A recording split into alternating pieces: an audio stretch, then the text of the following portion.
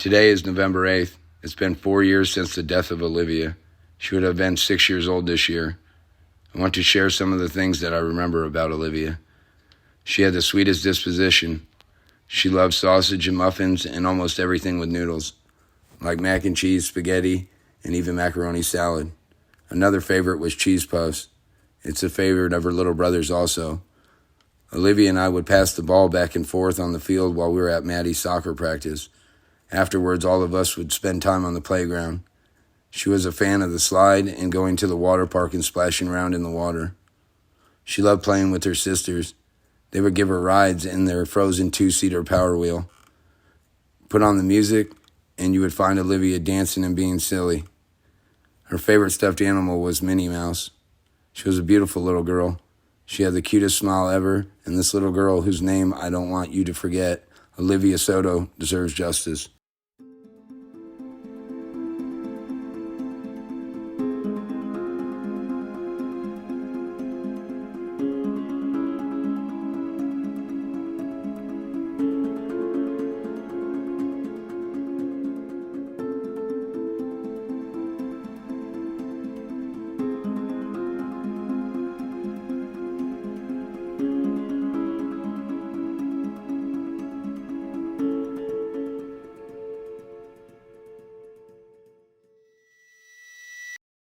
Today is November 8th, 2022, and it marks the 4-year anniversary of the murder of 2-year-old Olivia Soto.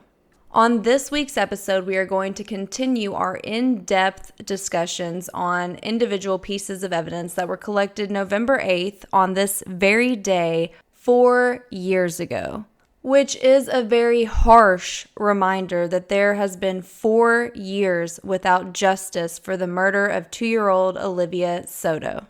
On this episode, we are going to be discussing the bedding that was allegedly collected on this very day. And so, Chad, let loose. Bedding from the pack and play? I mean, the problem with this continues on, right? Bedding from where and pack and play. Also, Marsh says, I seized. What day? Does he ever indicate a day? He implies that it's from the 8th, and it's also in his narrative and reports from the 8th. Well, they tried to imply that Jordan was fucking guilty, and they were liars. And that's a word that I like because it's emphasis, and nobody likes it, but it's appropriate sometimes. It's like the word fuck. You need it for emphasis. Liars is what they were. We have audio that, again, a detailed officer collected. I never thought it existed, but it bubbled to the surface of November the 9th. What did they collect on November the 9th in the morning? On the 9th, they claimed that they went to the house to go retrieve the pack and play that they forgot to collect on the 8th. Did they get it? By the end of the 9th, they did obtain the pack and play, but when on the 9th depends on which report that you read. But you're jumping ahead. We're still on the 8th, so that's for another day. Okay, well, that's for another day. But we can't talk about the bedding from the pack and play without at least vaguely referencing the 9th because who the fuck would take the bedding on the 8th but not the pack and play? Who the fuck would take the bedding, not the pack and play? But let's don't forget someone in this bullshit charade. Chase the crew on the 8th said and used a measurement. Because again, this is not scientific rocketry. I eyeballed, I quasi-measured that pack and play. Right? No, these are, roll your eyes on me, but look, Chase the crew at least did something that you ought to do. Someone has a story, and let's see if we can make it make sense, right? In SoJo speak, Chase the crew went, ain't no way in hell I can make fall out of or into a pack and play. Makes sense. Reason why, it is not tall enough, and one of the primary, if not should have been the primary subject or suspect, had said, well, maybe she crawled out, fell, maybe she fell back into the pack and play, and the crew wrote a report from November the 8th that said, well, there's no way that happened. It's not tall enough. It's not a 27-foot tall pack and play. So you know what detectives on the 8th did is they said, tell you what, I think we'll leave that there. Whatever they collected on the 9th, which again, was a different day, we don't know what was inside it. I don't know. Look, I don't There's so many. I started to say for listeners out there, Beep, because Chad accidentally uses my government name right there. has the most concise, organized tab notes that I've ever seen. Full stop. So she is looking through them, and she does this from time to time. She did it. She's done this since we started talking about this case.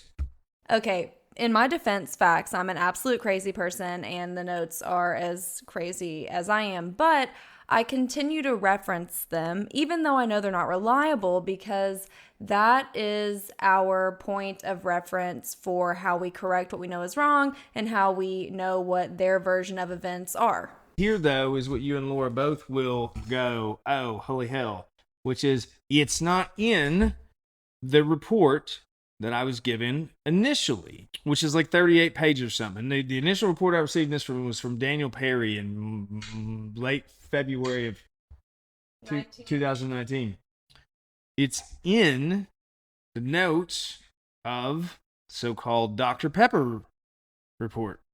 So it's not in there. You're not going to find it in that binder unless you have the Dr. Pepper note in there somewhere else. I do have the Dr. Pepper note, but that's its own episode. But it was the 8th, girl. It was the 8th. That is a fact. But you did not become in possession of that particular report until later on. So we will address that later and come back and fuck them over with that fuckery on another episode later on.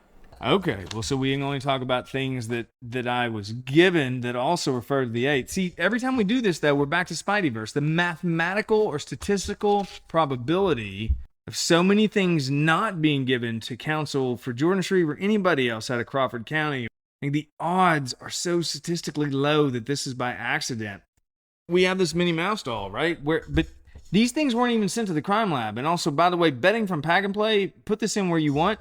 Betting from Pack and Play is wadded up in a fucking trash bag, which is on the scene for about 6 hours. It's in a corner photographed, and it may be the only one that Adobe Photoshop forgot to fuck with before they turned it over to defense counsel, whether that came through the Van Buren Police Department or the Office of the Prosecuting Attorney, who I can track through the Omnigo software audit reports I FOIA'd, and the Office of the Prosecuting Attorney was involved in the reports of this case since November the 8th of 2018.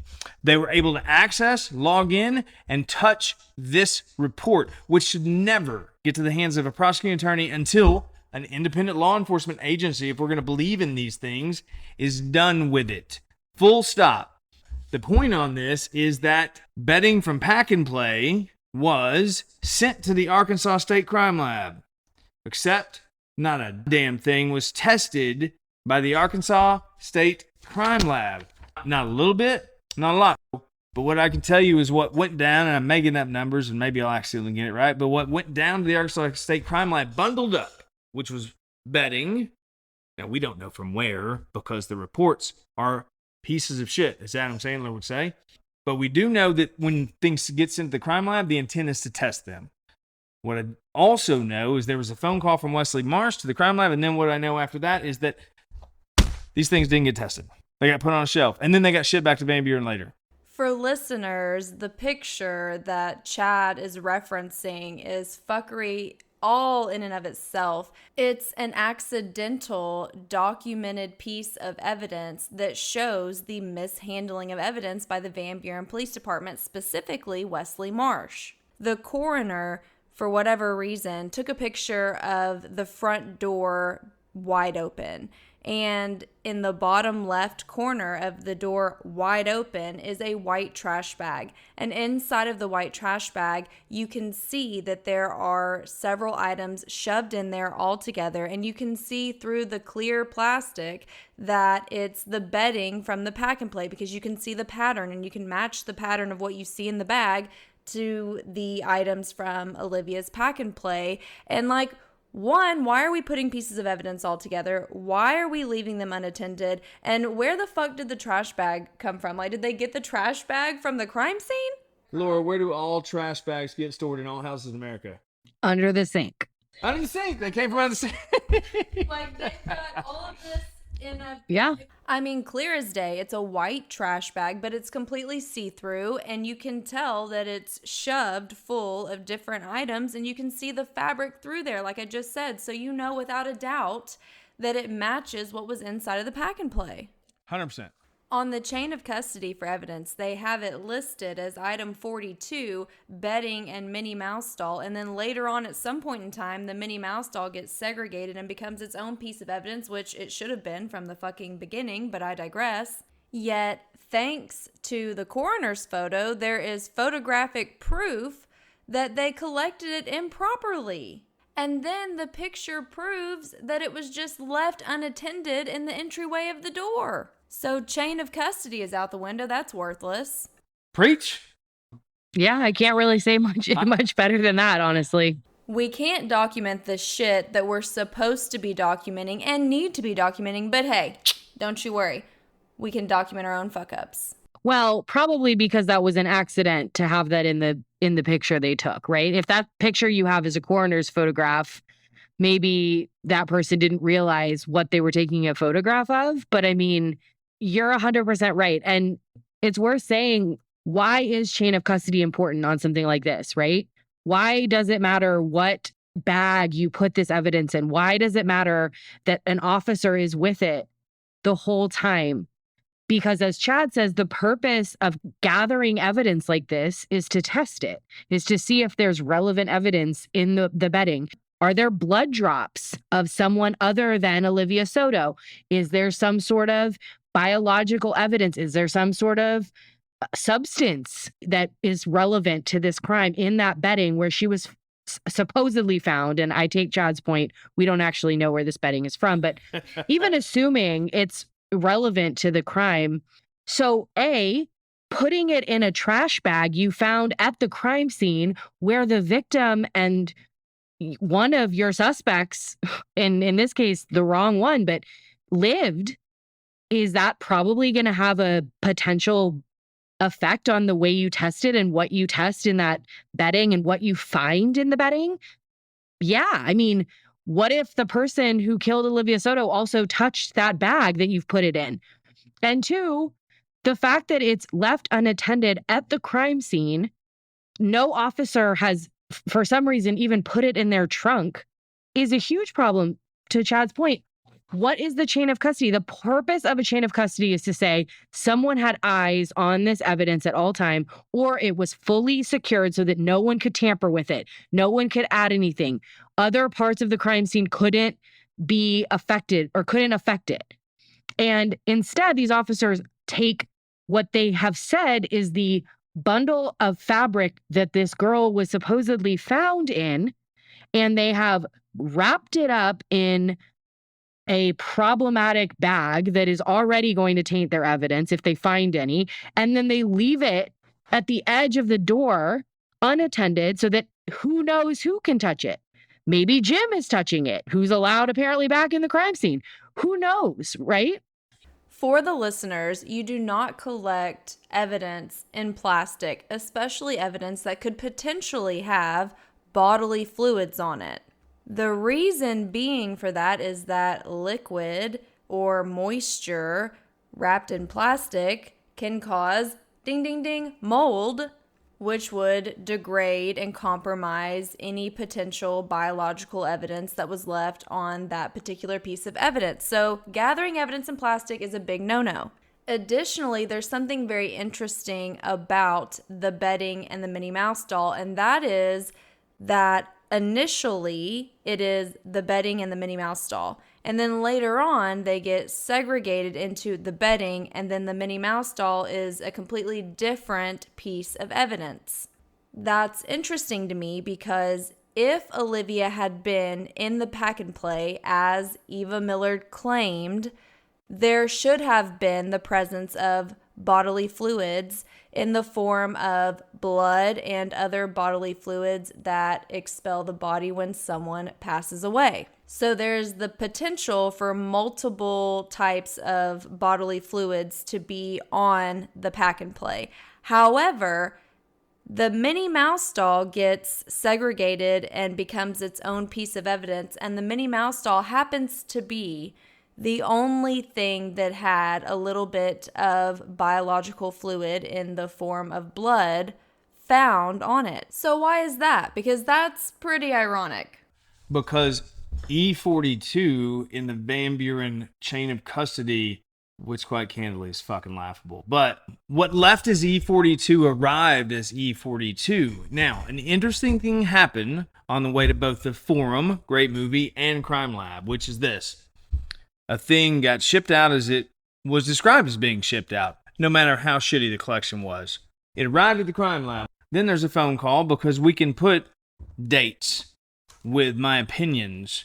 But again, I will do this again. I welcome anyone from Van Buren, Wesley Mars, the chief of police, Renda Baker, Robert Presley, or anybody else who wants to talk about this or sue me, come get it. But the point is, then E42 somehow turns into a Minnie Mouse doll. We don't even know how many things were in E42, which is a plastic trash bag. You can see very clearly when you zoom in that's at the crime scene well after 3:15 p.m. on November the 8th, which is what the manufactured crime scene log says is the time everybody left, because Chase DeCruz shredded and maybe not one but two handwritten crime scene logs. And so E42 then becomes a Minnie Mouse doll, and it's almost like people are in corrective mode, right? Like, nope, it's loop, swoop, and pull on your shoelaces, Officer Marsh.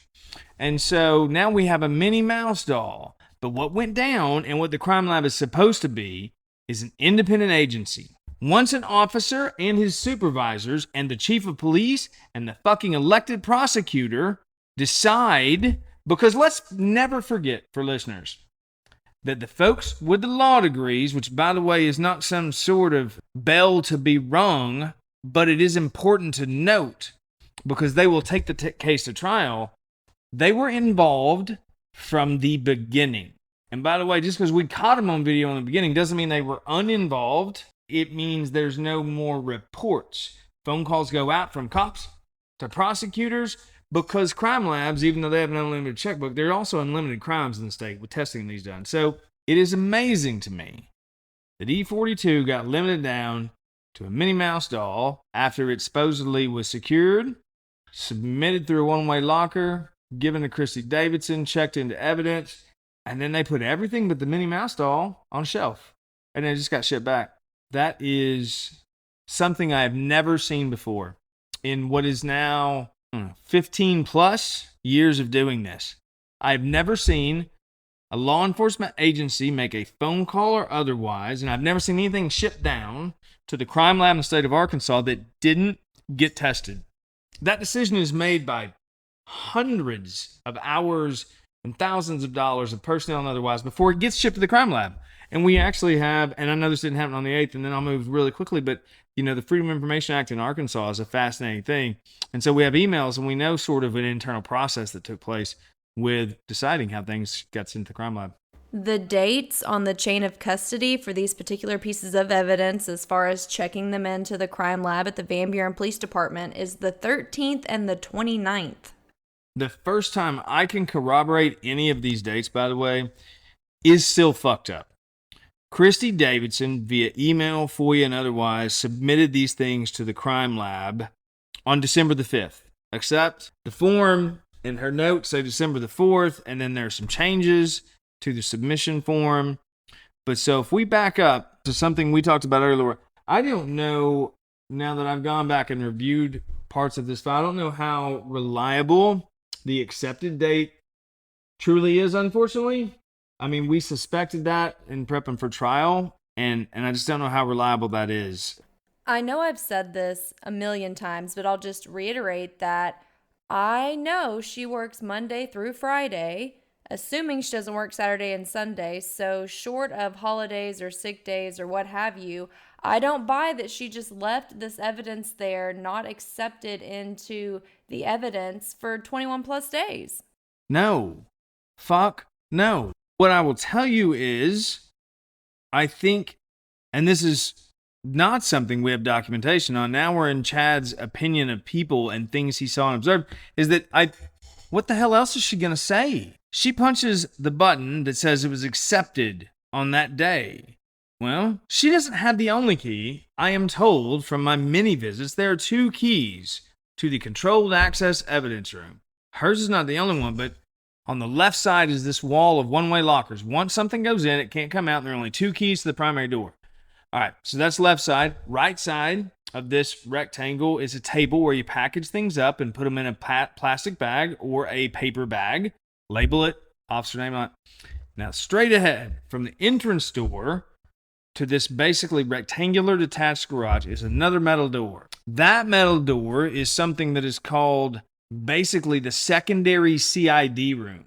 The CID division of the Van Buren Police Department has access to that room, which is catty corner to the entrance to the evidence room. What I will tell you is that that room is designed for evidence that is collected, that is damp or moist or otherwise needs to be dried out, right? Or there are reasons it would need to go in there. What I would proffer to you is that most, if not all of this evidence, went into the CID room till they could figure out how to make a puzzle that appeared to be best they could come up with. Jordan Shreeve murdered Olivia. And this piece of shit is what they came up with, which is like an innocent man is still an innocent man when you framed him. Like, you also piss poor framed him. Louder for the people in the motherfucking back. Facts on facts on facts. But again, I just can't believe that this woman would leave that shit in there for that long before collecting it in, which leads me to believe that there's no way in hell they put it in there on those dates. I agree with you. I think that's the most reasonable conclusion. Obviously, none of us could prove that. I think that's a very reasonable conclusion to draw, to your point. When is she alerted to evidence going in the box? And even if not alerted, to your earlier point, she's opening it, assumedly, each day that she's at work to see if there's something she needs to collect. And that she gets this on the 29th. I mean, these officers can basically click the date and time that they want to say they put this in evidence. And I think something else I want to say about this, and I don't know how much of this you want to use for this episode because it moves to the testing phase, but like, they obviously collected what they say is bedding from her pack and play because I won't speak to their motives, but the reasonable conclusion would be because they want to test it for what we've already discussed is possibly relevant biological evidence. They don't end up testing anything as to the bedding. They don't end up testing anything. Why not? Ask yourself why the bedding in which the victim was found is not tested by the crime lab. Like, it's touching her body supposedly when she's found, and they don't test it. Why not? On the 8th, okay? As an officer, you believed the pack and play was either involved in her death or was important in some way. Therefore, you collected. You believe that the pack and play and whatever's in it had zero involvement in her death, and so you collected. There's not a day as an officer that you don't take the pack and play and everything in it. Everything beyond that is supposition and what we are left with. It is beyond the realm of consideration, the pack and play and everything in it. And there's a host of reasons for that. Jordan explained that the day before on the 7th, Olivia had been sick. And he had washed things, right? Like, if you are a truth seeker, it's all about corroboration, data points, and can you verify what someone has said or discredit it. The pack and play and everything in it, Laura, I would say, had an enormous amount of value. Doesn't matter what you found, it's whether you found something or you found nothing. And I think both values, are constants. Yeah, and the only reason, to Chad's point, you might not test the bedding from the pack and play is that you don't want to know what the answer holds. I mean, to his point, right? Like, if you're a truth seeker and you actually are worried about what actually happened, why would you not test this critical piece of evidence? It's not a budgetary thing. This is a murder case. This is a state agency. They have plenty of tools at their disposal. They test things all the time. This isn't about, we were trying to, save the taxpayers' money. If a crime lab is for a purpose, it is for this purpose, which is to test the fabric in which a victim's body was found when or after they were murdered. And the only reason you might not look into that is because you don't want to actually know what will be found there. And I will remind your listeners that, and this may be something they already know, but we're the defense team, right? We have no say over what the crime lab does. We cannot ask the crime lab to test things. We can certainly ask, but we can't compel them to test anything. We can't remove that evidence from the crime lab and have it tested by an independent lab. We have no access to that without a court order or without the agreement of the law enforcement agency. And so it's not, I want your listeners to be clear that, maybe some of them are thinking to themselves, how come your team didn't test it if there's something so important, if you think it's such important evidence, you're lawyers, you could test it. Actually, no, right? We would need the cooperation of the law enforcement agency or a court order to get that done. And neither of those was forthcoming. And so we didn't, only people that can test it is law enforcement in this situation, and they didn't do it. And you need to ask yourself, why not? It's a great question, because I recently received something back that in a different case that was seized 4 years ago. 4 years ago. The case, the client of this firm pled out 2 years ago. 2 years later, I'm trying to get an item back from the crime lab. But it's been down there 4 years. In the murder of a 2-year-old, they submit some stuff, right? On December the 5th, and they're picking all that shit up by March. That's it. Less than 3 months is the amount of time that both the intended items to be tested were tested, both the intended items that someone vetoed were sent back and shelved.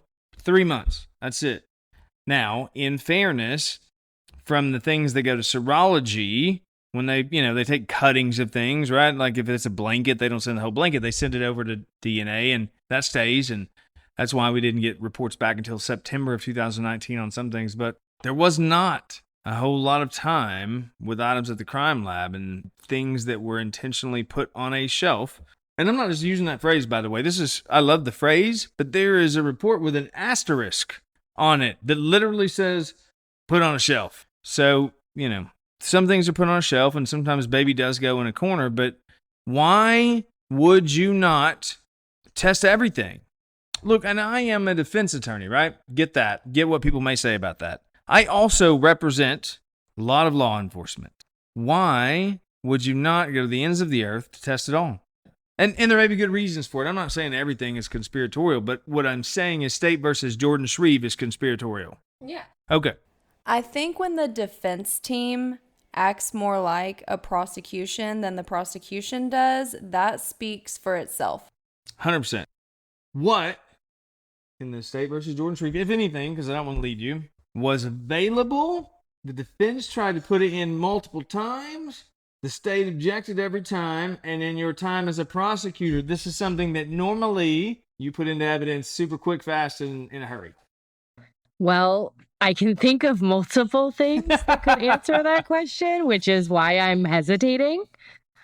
Wow. I don't think I'm going to answer the way you are expecting me to answer, but my answer is Eva's interview. Is what? Eva's interview. Oh no, we are 100% on the same page. Okay, that's what you were talking about. Yes, ma'am. Okay. Yeah, what should have been the primary suspect, and just to be super clear, I'm not ever going to be convinced she wasn't, as in the words of at least 2 of the neighbors that are within 50 yards, and mom went in the back of the cop car immediately. Now, I don't know who changed the course of this investigation, if anyone, but if somebody did, we kind of thought about that late in the game that, she did go in the cop car immediately upon the officer's arrival. So maybe it seemed obvious to the crew in Wooten. I don't know, but her interview, right? Yeah. State did everything they could to keep it out. They failed at all of those, and the judge still kept it out. Yeah, I mean, we wanted the whole thing in. Then we asked, since the judge said no and the prosecutor wouldn't do it, we asked for pieces of it to come in. And the only one we got, which will be a different episode, is the cutout part of the 2 Sorry, minute SoJo. excerpt Sorry. I think that's fascinating, and I get it, SoJo. We're way off track here. I guess the point for this piece of evidence, too, is like sort of what you said, SoJo, which is, why is it the defense who wants the bedding tested? Why is it the defense who wants this evidence in front of the jury?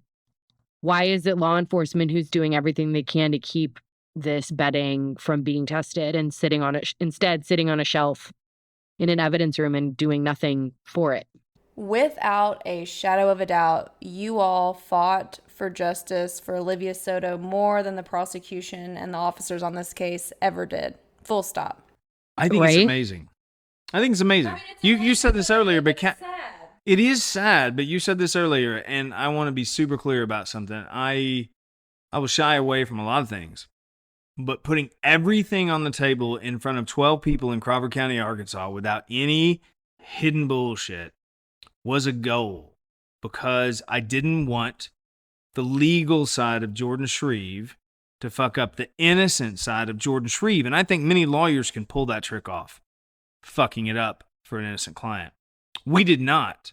Me and the Carwiles, we did not. And I am super proud of that. But that included very calculated gambits of playing all of our cards face up and relying on the fact that our client was innocent, which, by the way, that's very difficult to do. You know, we're used to winning on our own terms. This case, Jordan was formally acquitted because he was actually innocent. And we did really good lawyering, the three of us, and other people that were clerks here and came before the Carwiles. But it's because we let the Shreeve family and Jordan be Jordan. And then we let Van Buren have whatever fucking agenda that they do, or Crawford County, or that prosecutor's office. And it was seen in an hour and 47 minutes, start to finish, by 12 people in Crawford County. And yeah, I get it. We're probably way ahead, and you're giving me the death stare. I feel like this is like if we were at the Oscars, I'd be getting chimed off. So I think it's fascinating that there's some medical evidence, and there is EMS evidence in a plastic bag on the 8th. I don't really know when that was ever collected, by the way. Maybe it was the 8th. Maybe it was the 15th. I don't know. It seems pretty important, though, since we have... Are you giving me the no, don't go there? No. Shake? It looked like it. Okay. Well, I want to say something else about the chain of custody about it, too. Like, so there's the fact that the bedding, which, again, seems like it would be a really important piece of evidence to pointing toward what happened, is miscollected and it's left by itself. And the chain of custody is broken, despite the fact that no officer indicates that the chain of custody is ever broken. It also points to a larger pattern here, which is that unless we had that photograph that we have sort of by accident that the coroner took, that we can see in a corner of it, this miscollected, by its unattended piece of evidence, we wouldn't know that happened. We would have no idea that the bedding she was supposedly found in was put in a plastic bag from the crime scene and left unattended for who knows how long, and what else happened to it in the interim. I mean, the fact that we only know that by an accidental picture that we have points to this vast amount of things we weren't told, and the vast amount of ways other pieces of evidence were miscollected, unattended, who knows what else. Right? We figure that out because we got lucky with the photograph. But if we had never gotten that photograph, we would never know this.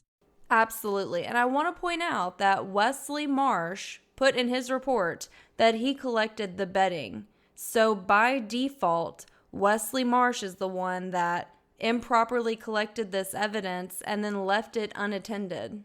I'm gonna throw this out here, because one thing I have had the ability to do since June of 2021 is wonder if any of the theories were still correct in their fuckery, but also off a little bit. Look, we don't know that white trash bag in this episode of Fringes, the untold story of corruption. Sorry, I've been watching Only Murders in the Building. Great series, but we don't know that it left the house, by the way. We don't fucking know that it left. And what we do know is that on November the 8th, and that was a clap sound for listeners, on November the 8th, Jordan and Eva went home. Well, we know who killed Olivia. That was Eva. And so, for all we know, based on things that happened later, I'm trying with the eyes you're giving me. Based on things that happened later, for all we know, they pulled those things in that bag out of some sort of machine that washes things. Is that cryptic enough? Probably not. Later, right? We don't know that bag left the house on the 8th, which is fascinating. I'd never considered that until like the last couple of months. It might have been there. Well, according to the chain of custody, which is a worthless piece of shit, but I digress.